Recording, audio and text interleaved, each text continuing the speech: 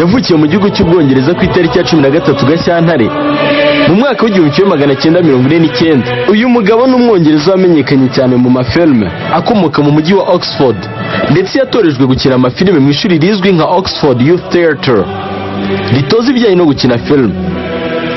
uyu mugabo Brian Deacon yatangiye gukina amafilime guhera mu mwaka w'1971 kugeza na n'ubu aracyayakina. mu mwaka w'1979 nibwo yagaragaye akina muri filime yakozwe n'abavugabutumwa b'Abongereza. uyu mugabo ayikina ari umukinankuru witwa Yesu.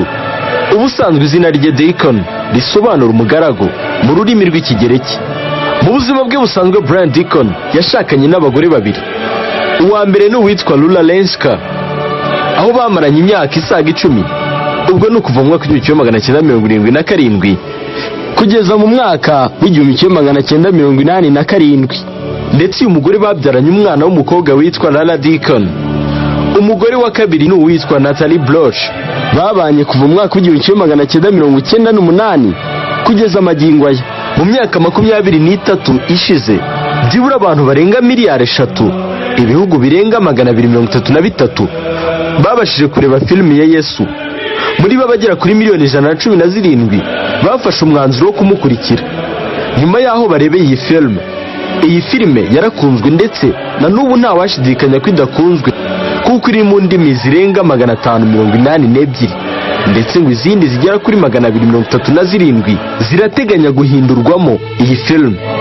Brian Deacon nawe azi ko abantu bamwe bamufata nka Yesu, ndetse ngo ibi bimutera ubwoba kuko azi ko nta cyabaye, cyane ko yakoraga akazi ke ko gukina filime.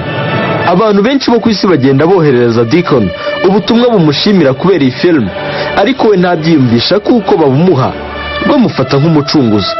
iyi filime buri munsi irushaho kugenda ikundwa, kabone nubwo yakinwe kera, ndetse abantu benshi mu bayirebye bemeza ko yahinduye ubuzima bwabo. nyamara ariko igitangaza abantu benshi ni uko uyu Brian Deacon wafashije imbaga y'abantu benshi guhinduka, we ntabwo yemera Yesu Kristo nk'umukiza, abo bita batemera, nk'uko urubuga rwa godtube.com rubitangaza. uyu mugabo yarutanga